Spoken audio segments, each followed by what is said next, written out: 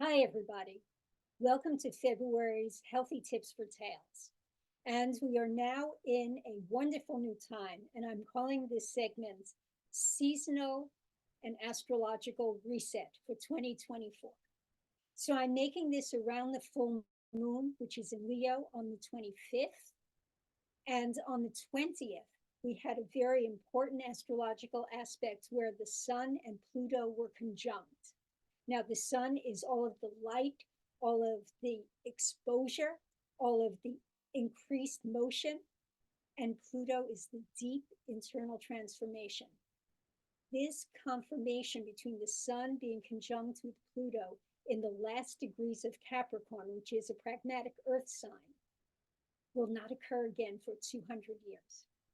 So, a very important, potentially electrical change in the universe. And we are having so many volatile things happening in our world today that it's not surprising to have this. It was followed by the entrance into Aquarius. We're finally in the age of Aquarius. The Saturn Pluto conjunction that started back in 2020 kept us in a forward back motion since 2020. And now we're moving forward. And there's no holds barred. There's no looking back. We are in the future. So it's up to us to guide the path for kindness, compassion, world peace, where all of the children have a place to eat, drink, sleep, and feel safe. So this reset, seasonal reset, is coming at a time when the winter season is bringing in all of the environmental pathogens. So we're getting in the humans the lung, the virus, the respiratory illnesses. As you can hear in my voice, I am recovering from having gotten a respiratory virus about 5 days ago, and it's moving out. Additionally, the lungs are our interface with the external environment. Our third lung is our skin, the pores of our skin that breathe. And the animals in the middle of winter right now, a lot of my patients are getting skin issues, which is really unusual. Skin issues don't usually come up until the spring or in the summer when it's warm. But my patients are getting skin issues. So the lung element, which is the interface for the respiration, and the skin, which is the other part of the middle element, is occurring at the same time. So what I'd like to do is start off showing you 2 basic acupressure points, yet again, that will help with the lungs and the skin in getting rid of inflammation and giving us a good feeling of the environment around us and our immunity with it. So the point is large intestine 11. It's the end of the elbow crease. And if you hold your hand and just move your elbow back and forth, you can feel the end of that crease. Large intestine 11, which is the other part of the metal element with the lung, clears heat and inflammation and helps with sinuses, respiration, and clearing heat from the upper body. The point next to it, if you bend your elbow, you'll feel a big tendon between the crease and the tendon. That side of the tendon is lung 5. Lung 5 clears heat from the lungs. It clears the most heat out and gets rid of pathogens. So if you have a cold that goes from the face going down the throat into the lungs, lung 5 and large intestine 11. For the animals, I'm going to just bring my friend Mr. Bob here. So for the animals, it's the end of the elbow crease, large intestine 11, and then there's the tendon that goes right down here. So here's large intestine 11, there's lung 5. So if you massage along that elbow crease, making sure you get the middle to the end of it, you will be moving the energy through the lung and large intestine meridians. And with that, will decrease inflammation and increase immunity to what's going on. For the animals, if they're really itching and red and you're feeling heat in the upper part of the body, what you can do is ground yourself, take a breath, feel your feet, feel all aspects of your feet so you know that you're with the earth.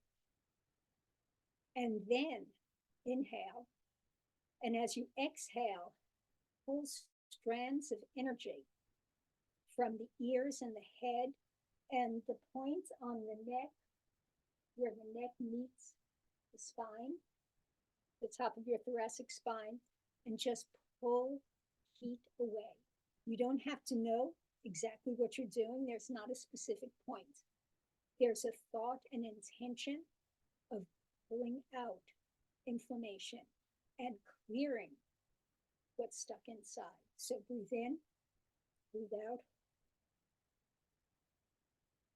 and pull the strands off. This should help decrease heat and inflammation in the skin of your animal. I would like to also introduce a really cute, good Qigong practice to strengthen the lung meridian. Now, this is for you humans, and it's to do with your animals present so that they can be in the field to help their lung environment. It's called the drinking bird. So make sure you're grounded, bend your knees slightly. I'm going to move back here. And breathe in and open your chest and keep your hands open, palms to the sky, and wiggle your thumbs. The end of the lung meridian is in your thumbs. Then move back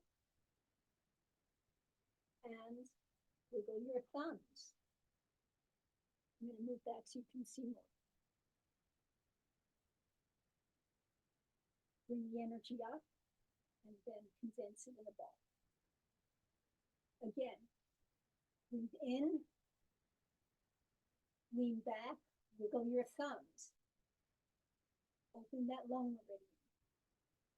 Go back, bend your knees straight back. With your back straight, wiggle your thumbs. Come up, gather the energy, and bring it together. One more time. Wiggle your thumbs. Back. Wiggle your thumbs. Bring the energy up. And here, and you can hold it in front of your lungs. So as you hold it in front of your lungs, just imagine all of the good energy and strength that the lungs represent in your body.